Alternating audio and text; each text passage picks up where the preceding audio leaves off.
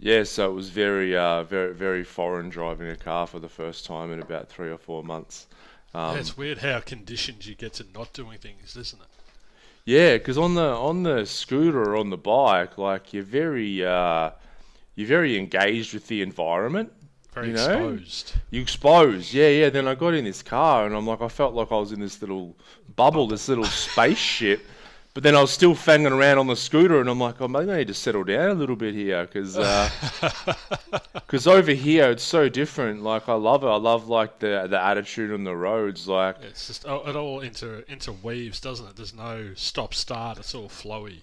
and you just go. Like if you got a Yeah, bit of a yeah. chance, you just go, and then the person will just slow down a bit for you or whatever. And there's no real like I haven't seen any road rage yet. And you hear the little beeps of the horn, but Yeah, the they got the beeps, three beep system. It's the yeah, come in, it's the I'm coming through, or it's the get the fuck out of the way. yeah. But it's all just little. None of it's like back home where a beep means get the fuck out of the way. You're real angry at someone. It's just letting them know, hey, I'm here. I'm over I here. watched some road rage yesterday, I think, and it was just simply going around a roundabout, and someone pulled through a little bit slow, and this dude in a big truck with his big ego and his small dick came flying through, and he's just on the horn, and I'm like, just. And then I read this quote this morning from the Green Mile, and it's, that the John Coffey character. I'll hold it up. You know that one? Oh, yep, yep. I haven't Yeah, seen the he's like, movie, but I do know that guy. Yeah, yeah. I should watch it. You're looking at me like I should watch it. I Okay, all am right, it's on the list. literally speechless. I'm putting it. Where's my pen? Where's the pen? The Green The Mile. the Green Mile. You haven't. Oh, my heart just got a little bit sore then, Ryan. No, but it can get healed because I'm going to watch it. Because I'm decided to try and get a little bit back into just watching, you know, movies and stuff. Yeah, Because the a old while there I school. saw that So, it's all pointless. so the John Coffey character, the guy who's in prison, he says, "I'm tired, boss. Mostly, I'm tired of people being ugly to each other." Yeah. And it's so true. It's just we are ugly Yeah, towards each other. we are, and road rage is one where we're holding on to a bit of anger already, and then because there's the barrier, this is the same thing as the internet, right? And I've been having this lately, like, fucking hell, the internet. Like we're looking at getting a VA just to handle just, comments Maybe we on. should chip in and get a VA because I need one as well. Yeah, yeah. Mel's looking into it at the minute. She's great. She put in a thing, and she just we're looking for the prerequisites. You need to be woo woo, and you need to like have also these other actual things going on. So, I'll- I'll chip in for a couple of hours. I need a VA, so well, I was going to speak let's to go you like harvesting one. I was going to speak to you as well about yeah, looking at ways to promote the podcast. Um, Because the podcast, and I think we're recording, so the listeners may or may not hear this. It's getting traction, man. Like yeah, poor old Deb is being inundated. Like she's been smashed from pillar to post with yeah, doing yeah, numerology yeah. profiles and readings from America and from all different places. And she's That like, that "Oh my was. god, I didn't know that would happen."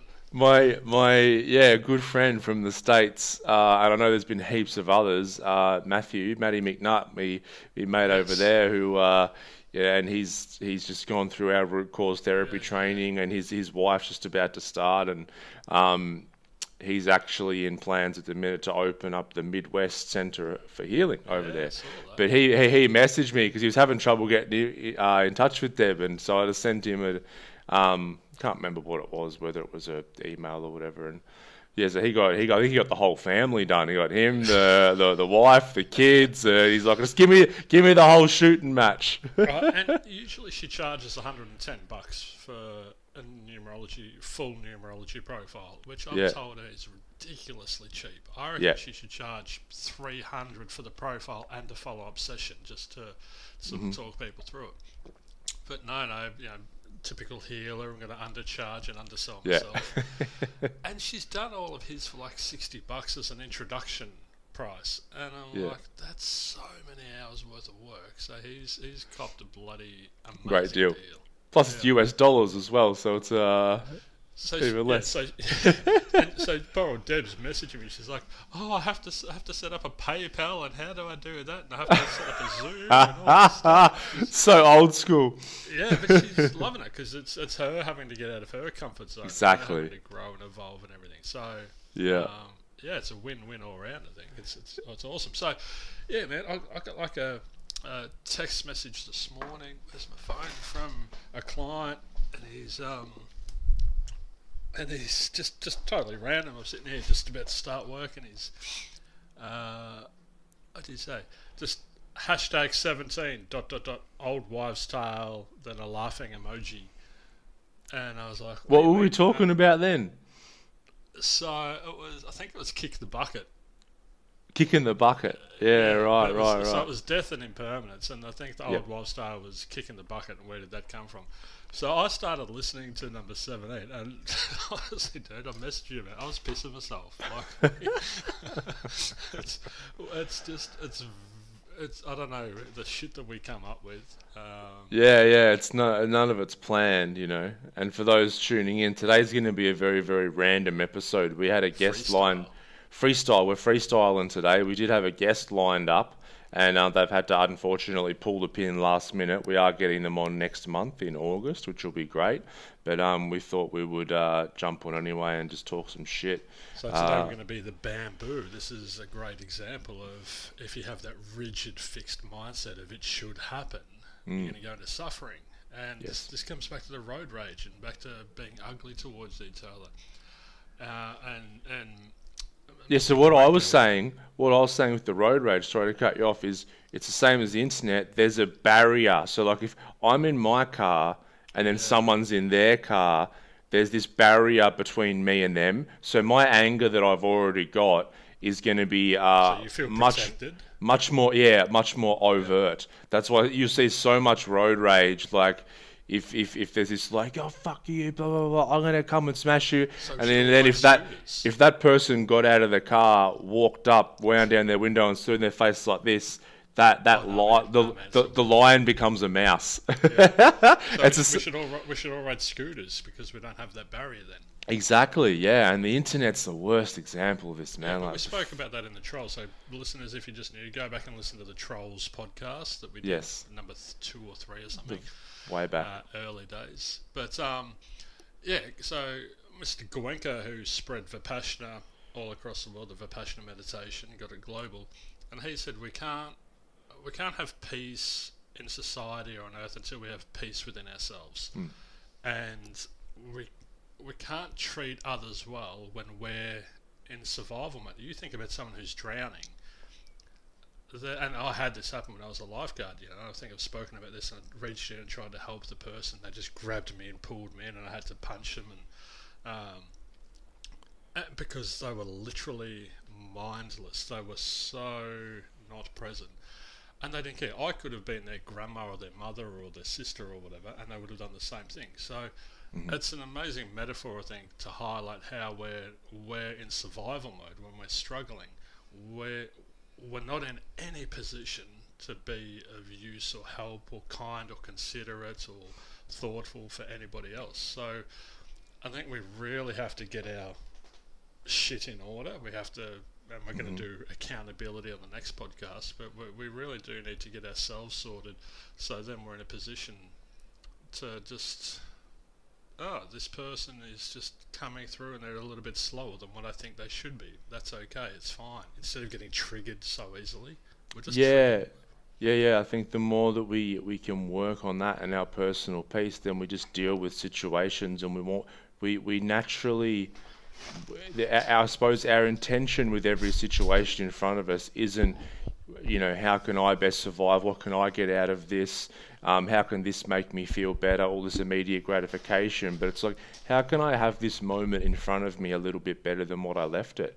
And that can be something as like, you're walking down the street and you just see a bit of rubbish on the side of the road, and you're like, oh fuck, I'm going to go and pick that rubbish up and put it in the bin, and then you go about your day. Now you don't get stuck in mind going, oh, what kind of dickhead would drop that? You know, what kind of blah, blah. Then, you know, you don't have to make your life about picking up every other bit of garbage, but you can just sort of say, oh, here's a moment in front of me and I can make this a little bit better and then move on. That's more, I think, out of that survival instinct and into, understanding that we're all whole, we're all connected. But if you're stuck in some form of neurosis, if your mind is distorted and your emotions are disturbed as a result, you're not going to be present to even notice that bit of rubbish, to pick it up, because you're going to be so caught up in your thinking. You're going to remember that river that we talk about. You're going to be being swept away downriver, and you're going to be struggling and trying to get yourself, out of that river, or just at least a bit stable. So you're not in any position to pick that up and to make the world a cleaner place, or just to say hi and smile at a stranger walking past you, or sitting on a train, talking to an elderly person. Hey, how are you? I did that once, and I intentionally went straight past my stop because I was so absorbed in their life story. It was worth more to me to sit there and listen to this person than it was to get off and go and have a beer with my mates. So it's, but we can't do all of these things unless we're in that moment and able to make that conscious decision and choice. In that moment, I love that in the moment analogy. That's just, you got to be present. I found myself yesterday on the scooter, and I got an email, and I was off in my head thinking. And it's funny, on the scooter now, I was riding around with Tommy. We've got like a little baby seat on the front, and he's just learned. It's so weird. He's just learned to be able to like turn around and look up at you. Yeah. But he's only just learned. He's only done it a couple of times, and we're cruising the streets on the scooter and that. And I was off in my head thinking about this email and all this kind of jazz and blah blah blah. And then all of a sudden I look down and he's just staring up at me like, "Dad." And then I'm like, "Fuck. Okay, get out of the river. Get out of the river. Come back to what's happening now." It's so easy to get swept down that river. Another way of describing it is, imagine your mind is like a train station, and think about how many trains leave that station. Trains of thought is a very common expression. So have a think about how many trains of thought are leaving the station.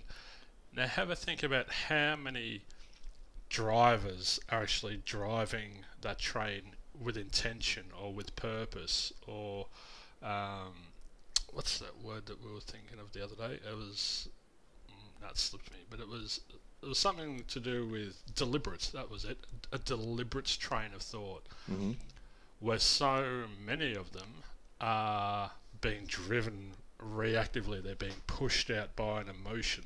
So a lot of the time when we're talking to our friends or our partners or our parents, we're actually talking to their emotions. We're talking to their suffering. We're talking to their disturbance. We're not talking to the genuine and authentic them that's just sitting there in peace. No, of course not. 100%. Yeah, no. I was having a chat with a client this last week, and he's been through lots of, he's former army actually, but been through just so many different, psychologists, therapists, all that kind of jazz. And it's the classic one where you just get really defeated because you have actually tried a lot of things, and then you end up just deciding, oh, I'm fucked, whatever. And you can tell there's this part of him, because it's good. It's a good analogy. It's a fucking big train station for all of us, right? Because so many trains leaving every second, and these are all these neurological pathways and these thought patterns and these parts of us, and there's definitely this part of him, and I've seen it in many other people, that wants to stay stuck. There's this part that wants to stay depressed, wants to stay on the couch, wants to keep drinking, and all that kind of stuff. And if we don't recognize that, then we jump on that train every day, and we end up just going where that train takes us. So as the first step is becoming very, very aware of that. Now, something that we know very intuitively, and we've probably spoken about it on the podcast before, is the neuroplasticity. I mean, we're always talking about trying to build new neural networks and trying to, do the mental reps, which is changing our neural networks, because we think that our brain is this solid state organ, which once it's built in those first few years, that's it. But neuroplasticity says our brain's changing all the time. It is changing in structure. Now, for a lot of people, for most people, it doesn't change too much, because they said we had, I'm not sure how they measured this, but I've heard it many times, we have roughly 60,000 thoughts a day, right, which is a lot. Okay. Now, the really sad thing is over 50,000 of those thoughts are the exact same thoughts that we had yesterday. So we're just do the same thinking over and over again, which means we're just getting on those exact same trains which are leading to those exact same destinations. I'm in the office and I've got the whiteboard here. Do you want me to show you how it works? Look out. Let's do it. Oh. If you're listening, all my clients are going, oh, here he goes on the whiteboard. Here he goes on the bloody whiteboard again. You talk, Nick, and I'm gonna try and best explain to the listeners what's happening on the whiteboard. But they can also jump onto your YouTube channel and watch this. They can. But if they're just listening, I'm going to do my best to describe. All right. So what I'm drawing is a neurological pathway. Okay, so this could be the train station. Yep. Yep. It looks like you've drawn a fork in the road. There's one point leading to two options. Laying down. Yep. So a tuning fork that's laying down on its side. So there's a pathway leading up the top, and there's a pathway leading down the bottom. Now, it seems we're talking about being woken, awake, and all that sort of stuff. And what I've learnt through this is that all that means is a realization that this path exists, that we have a choice to go up here. And we're calling it the hard path. All right? And so therefore this path down here is the easy path. So the path down the bottom is easy because it's mindless. It takes no effort or energy. It's just... this seems to be human nature. It's that train that we've got on every other day, so we just automatically jump on that same train. So this is the path that we go down most of the time, and we do this. We've spoken about how negativity spreads faster than positivity, and that's because this happens so easily. And down here is destructive thinking. All right. So taking that easy path is destructive thinking. Yeah. And destructive thinking is cognitive distortions. Alright, so if you're listening, your mind, your thoughts are cognitions. Yep. So have a think about cognitions or thoughts and then distorted. So they're bent out of shape. So we call that with clients... I've drawn a circle and now I'm drawing lots of squiggly lines in it. It looks like a bowl of spaghetti. So we call it spaghetti brain. Yummy. Alright, so when we have spaghetti brain, we can't see straight and we can't think clearly. Yep. Go back to the drowning person or someone that's stuck in quicksand. Yep. All of a sudden they're in fight-flight mode, they can't see straight, they can't think clearly. When we're in a rip or when we're in quicksand, what we want to train and condition ourselves to do is to be present and understand that, right, okay, I can just drift out the back of the rip and swim around the side, or I can just stay here and I can be still in the quicksand and someone will come along soon. We can think our way through the problem. Alright, but we have to do that, we have to go into constructive thinking. So that's the top path. That's the hard path, is to go into constructive thinking. You with me? Yeah, I'm with you. Alright, so destructive thinking is these cognitive distortions. So have a think. These are unhelpful thinking styles. So we will jump to conclusions. I know what she's going to say. I know what's going to happen next. Yep, we're going to sort of crystal ball. We're going to go into a worst case scenario. So we're going to blow things out of proportion. Oh, it was the worst day ever. Yeah. Was it? Really? Go and talk to the Holocaust survivors and see what they say about it.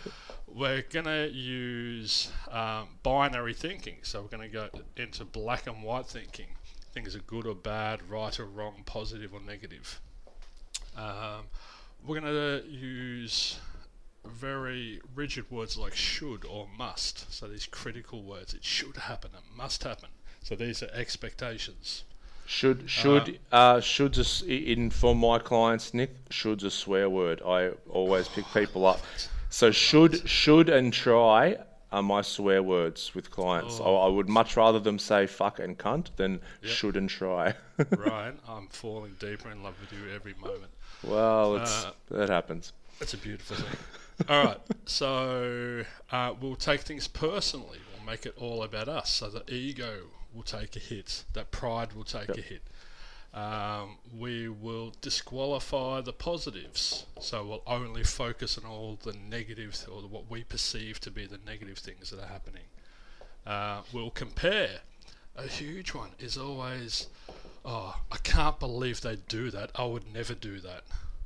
Yeah, Really? and we did a whole episode on quotes that we went through, and I don't think we spoke about this one, but one of my quotes that I love is comparison is the thief of joy. Whenever we're comparing, we are not going to be happy, content, joyful. No, we're not. No, we're not. What else is there? Oh, there's thinking in terms of things are fair and unfair. So we're acting in accordance to our own personal law, not the law of the universe and nature. Can I give you an example the other day when I compared? And it's so funny. I went and played golf. Now, here's the problem. Before I played golf, I started watching my golf videos on YouTube that I subscribe to. So I'm watching Bryson DeChambeau and his new swing and him bombing at 370 yards. I'm watching professional golfer. I'm watching Rory McIlroy. I'm watching Dustin Johnson, and then Professional golfers. And then I'm like, all right, I'm going out to play golf. And then I started beating myself up for not playing as good as them. All right, so let's pause and let's look at these cognitive distortions. So immediately, you've probably disqualified the positive things that you do well. You've compared yourself. You've gone, I should be better. You've gone into black and white thinking. Gone to worst case scenario. I'm the worst golfer ever. Yep. So it's so easily that train leaves the station. And this is the point that I'm trying to make. I did pick myself up on that later, but even for me, who's been doing this work for so long and watching myself, I still jump on that train from time to time. And that's not something to beat yourself up about. We just got to notice. Me too, but I think the difference between us and people who haven't done as much work as we have is we have a capacity to observe ourselves doing that, and then we can go, I'm doing that. All right, let's pull myself out. The humour again, the laughing. Yes, we've spoken about that. Most people don't have the capacity to observe themselves, so that's where they're swept up in that river of thought. Yes, yeah. All right, so those cognitive distortions are destructive thinking. All right, so all of that creates I can't mentality. Okay, and in here we'll start to judge, we'll criticize, and we'll condemn. All right, and you can pick up that with your golf metaphor. You went, I can't believe how shit I am, and you started judging yourself and criticizing yourself and condemning yourself. And then you're going to go all the way back to the start, and you're going to keep repeating that cycle. Yep. All right, so you're going to get stuck in that rut. When you take the easy path, life becomes so much harder. They've done so many studies about how complaining wires our brain and just creates all this unnecessary suffering. And so when you say hard path, it's like the easy path is the unconscious path. Because we're just repeating the same path. We're jumping on the same train that we jumped on yesterday. Yeah, autopilot, exactly. Yeah, and so remember, this is a neurological pathway. There's a bit of protein travelling down this path, and it's going to keep going down that path. But what's creating it is that it's not the event. It's not your golf swing or anything. It's your internal construct. Yeah, the way you're creating your thoughts. So there'll be some stimulus. I hit a golf ball and it goes 400 meters right instead of 400 meters straight ahead, and then you'll react. Sounds like you were watching me the other day, Nick. No, I've played with you. So there's stimulus, and then we'll react, and then we'll go into this space. And in that space, if we get what we want, we'll be happy, but because everything's impermanent or everything's constantly changing, when it shifts or changes and becomes what we don't like, we'll become sad. So most of the time we'll be in suffering in that space. That's depression, anxiety, anger, or guilt. Yep. So that model of operating is what creates that slipping down the easy path into that. It is, and it also brings so much. I think trying to we do that because we feel like we can control circumstances and everything. And I think a big theme for me lately, I've been trying to work on with myself, is this whole concept of just giving up, of just giving, just surrender. Exactly, yeah, just giving up. And it was funny. I after a couple of holes of golf, I put this into action. I just let go of any expectation. I'm like, bro, stop thinking you're gonna bomb it like DJ. You're out here on a tropical island. You've got a beautiful Thai caddy here helping you out here. You're in the middle of the jungle. Yeah. Let's have some fun, right? So then all of a sudden it became about fun, and I gave up. Guess what happened on the next hole, Nick? As you hit it straight. I chipped in. I chipped in. I never chipped in for a birdie. It's because all of a sudden, when you stop trying to control shit and you surrender and you let go to the flow of life. I mean, we started getting a bit deep. We might have even spoke about this last week around what's that indwelling being if we're not our thoughts and emotions and patterns and everything. And it's like we are life. When we get into that flow of life, then all of a sudden life becomes so much easier, but it requires giving up. And I do like the word surrender as well, but I like giving up as well because it's got such a negative connotation. But if more people just gave up, then I'll give people a resource. It's more challenging. I think giving up is more challenging because people are so conditioned to don't give up. So it takes them out of that to the other spectrum where surrender is a bit more gentle, I suppose. It is. For people, I've got a couple of resources. For people listening, in YouTube, little 5-minute video, Alan Watts, accept it and you'll be good at it. That's Alan Watts, accept it and you'll be good at it. I've been watching this one nearly every day, once again, on these exact concepts that we're talking about how we're just trying, and then the moment that you give up is the moment that we start to, it's like we're trying to swim, and we can't. We think that we're that retarded kid who's never going to be able to swim, so we said, fuck it, I give up. Then we're swimming. Or then we're playing guitar, or whatever it is. Yeah, but have a think about, so the train's left the station, it's destructive, I can't do this, I'm so terrible, I'm so bad. You've gone into that neurosis, you've gone into that suffering, right? So these distortions are going to create that suffering, but what's creating those distortions is your beliefs. And we've spoken about the three amigos, that I must be perfect, I must get what I want, I must be liked. So you've gone out there with this unconscious belief that I must be perfect, I must hit every drive down the middle, I must be like a pro golfer. You can hear how irrational that is, and you can hear the underlying attachment. Remember, attachment is the cause of all suffering, attachment and ignorance. So your attachment to the belief that I must be perfect is going to send your mind into a distorted state, which is then going to create this emotional disturbance, which is then going to affect your performance. Absolutely. The amount of pressure that you put on yourself, you're going to tighten up physiologically. You're going to be in adrenaline and cortisol and more stress in the body. Your muscles are going to be tense, and you're not actually going to perform in the flow. And it's these that, like, the problem is that these, like, cognitive distortions. So distortions by definition means they're not real, that we're not seeing something as they are, and it's so we run into problems because we're not aware we have all these distortions going on, and we think they're all true. So but when I say, but Ryan the golfer was living in the reality of what he thought should have happened, or should be happening, or could happen, or would potentially happen. So Ryan the golfer was living in the reality of what should, could, or would happen, instead of the reality of what is. So he wasn't present. He wasn't in the moment. Go back to picking up the bit of paper off the ground. He wasn't present just to let the golf club go through the ball and let go of his expectations and blah, blah, blah. But then Ryan, the golfer, realised there was a cognitive distortion and could pick it up.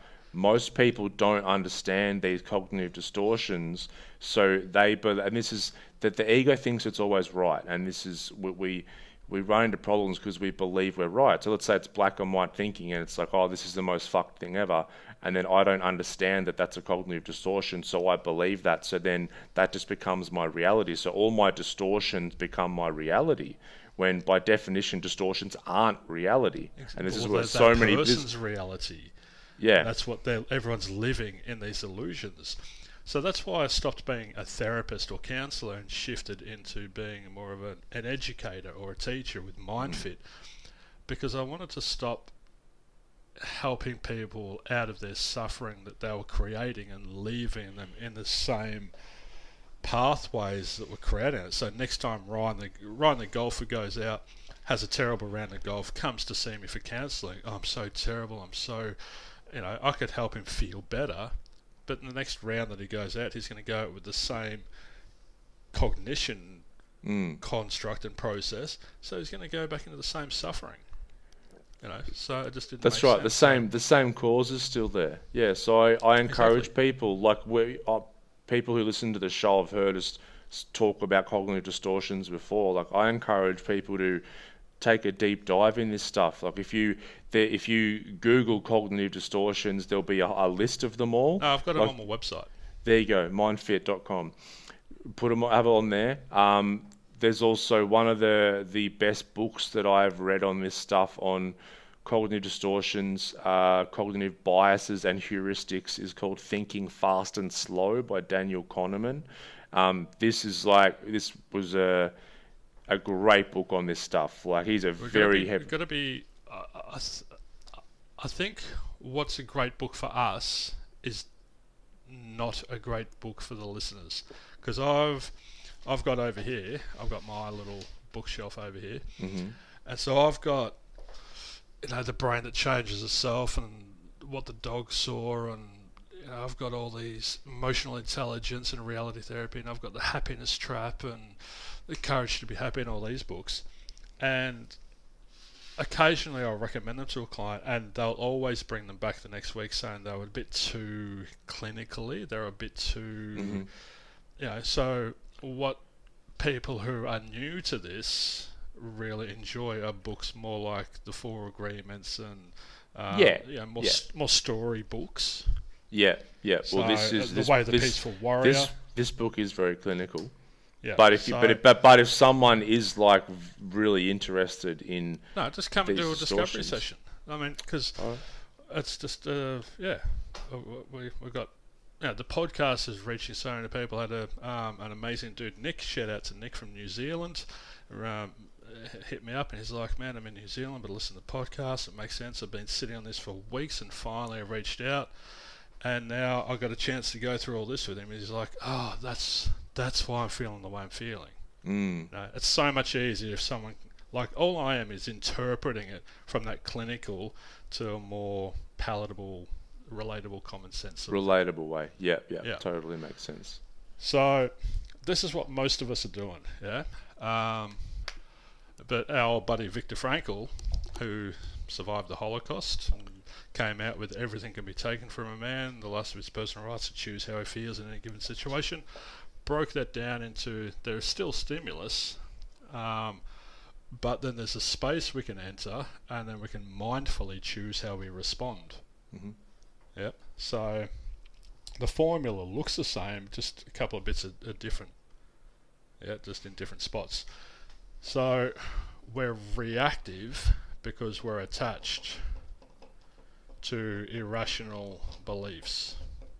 Where up here we can observe objectively. So Ryan the golfer can hit his shot and it goes 400 metres right, and he can sit there in this space between stimulus and response, and he can just go, that's interesting. Wow. Alright, well, that's where the ball is. Acceptance, acceptance, acceptance. No distortions, no I'm shit, or that should have gone straight, or I should have hit that better. It's just, that's interesting. The ball's over there now. That's where I'm off to. That's where I'm off to. That's where my next one's going from. Yeah. So it's staying present, but it's staying equanimous. It's keeping that emotional state undisturbed. So it's not the stimulus. It's not the fact that you hit the golf ball 400 meters right. It's your reaction to that based on the expectations that you did or didn't have, or what reality you were living in. Yes. You've walked out there in the reality of I'm a pro golfer, where, as I said, I've played with you and you are definitely not a pro golfer. Nick, don't reinforce my negative beliefs about my golf, alright? I'm trying to strip your ego back. So, when we can learn to take the hard path, and you did it, you did a mental rep, so you caught yourself, there was a stimulus, you reacted, the train left the station, and then you found yourself in that space of suffering, and you caught yourself, you laughed, you went ha ha ha, you took the train back to the station, and then you went into constructive thinking. Yeah, and then rewired again, because then we can get into trouble, because then the next hole I chip in and we can run into the issue where then I'm like, oh, hang on, no, I am a pro golfer. What a fucking great shot that is. Now I have an expectation of what's going to happen from then on.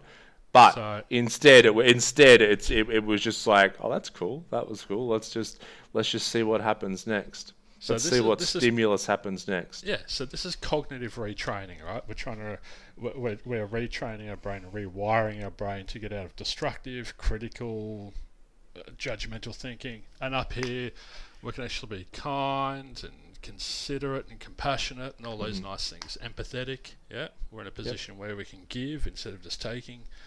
We create that I can mentality, and we keep moving forward. Yeah? Yeah. But in Vipassana meditation, once again, it's all Buddhism, and it's all the source of all suffering or emotional pain is attachment. So when you're sitting in meditation for an hour in complete stillness, you can't move a muscle, that's going to create a lot of stimulus. Yeah? And if for some reason there's a really nice feeling in one of your legs, you know, when it goes numb or something, and then you're like, that actually feels not bad. If you get an attachment to a desire to continue to experience that, you're going to set yourself up for suffering. The same as if Ryan the golfer had to create an attachment to a desire to chip in on the next hole, he's setting himself up for suffering. Yep. Where conversely, if you're sitting in stillness for an hour and not moving a muscle, you're going to experience some sensations that don't feel very good. But if you create an attachment to an aversion of experiencing those things, then you're going to set yourself up for suffering, because they're going to come back around later on. Yeah, it's a paradox and so counterintuitive. It's like the seeking for positive experience is in itself a negative experience. Okay, so it's summed up in this quote. If we don't get what we want, we suffer. But if we do get what we want, we also suffer. Yeah. Because everything's impermanent. Yeah. So we'll never be okay. But the definition of happiness is to be content.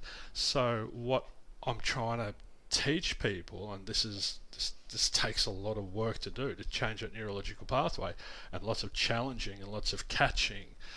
But what we're trying to do is to help people be content with whatever it is that we've had. I've hit a bad drive, I'm content. I've chipped in, I'm content. My happiness is not dependent on the stimulus, situations and outcomes. I love the term I'm unreasonably happy. There is no reason for my happiness. I'm just happy. If I chip in, I can get happier. My happiness can elevate a little bit, because yay, that's joy. But if I hit a drive, I'm not unhappy. My happiness doesn't decrease, because I'm still out on a golf course. I'm in Thailand. I'm still, So our mind goes into gratitude instead of complaining. Yep.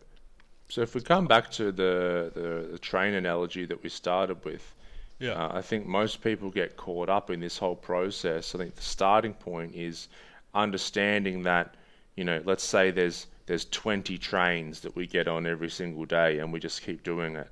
but there's all of a sudden there's 200 other trains that we just haven't been aware of. And so we keep getting on the same trains because we're unaware that there's these other trains to get on, because we believe so strongly on the trains that we get on because we've been getting on them over and over and over again. And the fellow I was talking about at the start, who was just like, that there's part of him who thinks he's broken in some way, and he's always going to be that way. And that's the part of him that as soon as he starts to get hope and something starts to go well, he'll start to go back into that destructive and jump on that old train because that's what he's done. But like those beliefs or those trains, if we bring them to the light of awareness and start to really question them, that's when they can start to fall away, because anything that isn't absolute truth won't survive our skepticism. The truth. We've got a stress test, and that's where that challenging comes into it. And as you said, anything that's irrational won't stand the test of truth. You know, so Buddhism has been around for 2,500 years. No one has been able to crack the source of all pain is suffering, because the logic is so raw. The logic is so just factual. Yeah. And so when you push that up against someone else's irrational belief, those irrational beliefs are just going to crumble. That's right. But this is what we're experiencing. So I've drawn on the whiteboard stimulus, react, and then space, and then underneath that, stimulus, space, and react. So a client came in yesterday, and I was explaining all this, and I said, all right, so how much of the time, in general, do you think you're mindfully choosing how you think and feel and behave? How much of the time are you responsive to when things happen? And we just spent an hour talking about how irrational he was and how angry and upset he got at little things, and he said, I'd be reactive 90% of the time. And I said, okay. And so 10% of the time you're conscious. I'm going to go and choose to have a cup of coffee. I'm going to choose to brush my teeth. I'm choosing to go to bed. And so, but that choice is in play only 10% of the time. And he's like, yeah, that a bit. Usually he's highly emotionally driven. That's his emotions. It's his suffering or his distortions that's driving that train out of the station. Only 10% of the trains leaving that station have a driver in them. So this dude's not in control at all. Yet we expect him to be contributing to society in a really wonderful manner, and to be a great father and a husband and a worker, and it doesn't make sense. So I said, what do you reckon the goal is? And he said, 100%. I should be 100% responsive. And I went, you are not the Buddha. Okay, you are a Buddha, you can get on the path, but you are not. That in itself is irrational. It just highlights that belief that I must be perfect. Okay, so let's drop it down. Let's give you room to be human. Let's be 80% of the time mindfully responsive, and then 20% of the time we can just be normal and reactive. Yep. And he's like, cool. And this 10% that he had, I would see that 5 out of every 10 clients. The other 5 clients, it would be 80-20. Yep. So that's how reactive they're, either 10 or 20%. So for him, that equates to 70% being reactive, unnecessarily reactive. 70% of unnecessary suffering. So it's like turning up to a gym being 70 kilos overweight, and wondering why you don't feel good. Yeah, that's true. Yeah? It's a great analogy. Your mental health is very out of shape. Yes. Yep. So this is where we have to do all these mental reps, these bicep curls for the brain, to start strengthening and reconditioning that operating system, the way that we're constructing our reality, our illusion that we all live in. We've got to really shift that and turn it around. And it's so, and this process just becomes easier and easier, because like we spoke about with these neurological pathways, if you imagine, if we're trying to get as least technical as possible, it's a brain groove. So it's a groove that we've grooved in. It's so groovy that we've grooved into our brain, and the longer that we've done it, the deeper that groove gets. But as soon as we start to take that hard path and go into that constructive thinking, we go down a different groove. And so every time we do that, the deep groove of destructive thinking will get less deep, and the constructive one will get more deep, which means the energy in our brain is trying to move through the path of least resistance. So all of a sudden, the path of least resistance will become constructive. So constructive will become automatic, as opposed to early on having to use this personal will to get there. That's why the hard path becomes easy, Ryan. And so that's why the easy path becomes hard. Life gets so much harder. It's so draining operating in this destructive way. It really is. It takes easy in the moment, hard life. Hard in the moment, easy life. Well, let's go for that quick fix and that instant gratification and that dopamine hit. And it's that, I've got it, But that's not conditioning us to be healthy and for our well-being to be really well down the track. So look, I tried it with drugs, Nick, and it didn't quite work for me. So if the listeners are thinking about that, I recommend going for the hard option now for an easy life later. And I did it with alcohol. Lots of people do it with food or gambling or smoking or whatever the case may be.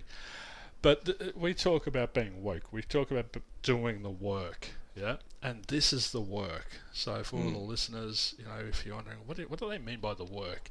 The work is putting yourself in a position in front of somebody like me or like Hass who can challenge you, who can stress test your operating system, who can do an audit over your operating system, and see how many red flags are in action, see how many unhealed parts of you there are that are hypersensitive and being triggered when things don't go your way. And all we're really doing is trying to look at your emotional intelligence and go, what is your capacity to self-manage and to self-regulate, and what impact are you then having on those around you? What is your capacity to contribute in a positive manner to your family, to your work, to society? Because you can't do that unless you're in shape and you're okay first. Exactly. So, and this is uncomfortable. This is that. The motto for Myndfit is discomfort precedes success. It's being challenged doesn't feel good in the moment, but down the track it's so much better. And it's like going to the gym. It doesn't feel good sweating your ass off, on a treadmill, going for a 10k run or lifting heavy weights. It hurts. It fucking hurts, and you're straining and you're stressing, and there's blood and sweat and shit going everywhere. But you feel so much better when you leave, or that night when you get into bed, or the next day, and you can feel your muscles have been used. You're going, it feels good.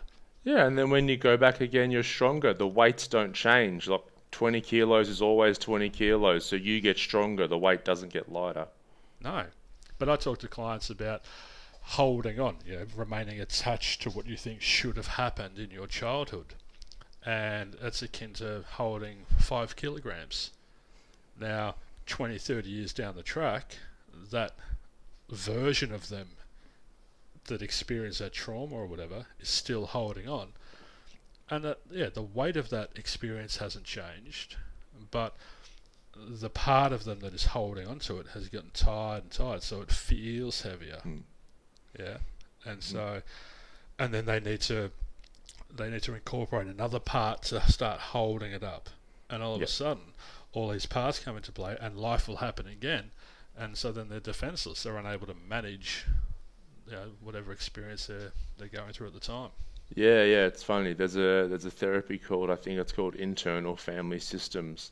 And it's very, very much what you're talking about. It's like there's this part of us that we haven't let go from when we're younger, and that's called the exile. And then all of a sudden they're called managers. So we create all these managers to try and hold up or protect the exile. And then that's all that's happening. But then there's also another part of us called the firefighter. And that's when the exile gets too active or too triggered and the managers can't keep it under control, and the firefighter just goes all out to try and stop things. And that's when we just go and get blind drunk or use drugs or whatever it is to just try and stop that exile or that younger version of us that we're still holding on to from getting too activated. Yeah, well, that was probably anxiety for me. Remember the arms around me like a bodyguard stopping me from leaving the house. Yeah, yeah, So love it, love it. Anxiety is a coping mechanism. It is, it is. All right, let's wrap it up there, mate. We've got to jump off, but Cool, that was super educational. Well, it just went where it needed to go. It went where it needed to go. Yeah, yeah. And I encourage people, if you are listening and you want more of the visual representation, jump on the Centre for Healing YouTube, and you'll be able to see Nick's beautiful whiteboard and his drawings.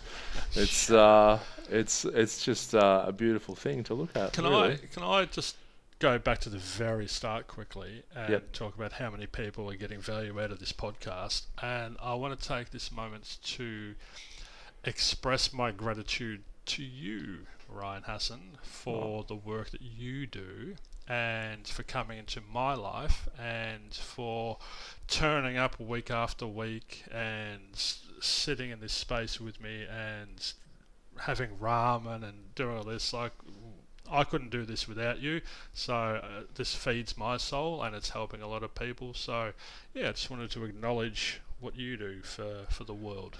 And I receive that fully, and you know how I feel, and I'm not going to throw a compliment back your way like most people do. It's unconditional. I'm just going to receive that completely, and that feels very, very nice in my heart. Just let it slide on in. All right, guys, we'll see you on the next episode. Peace. Peace.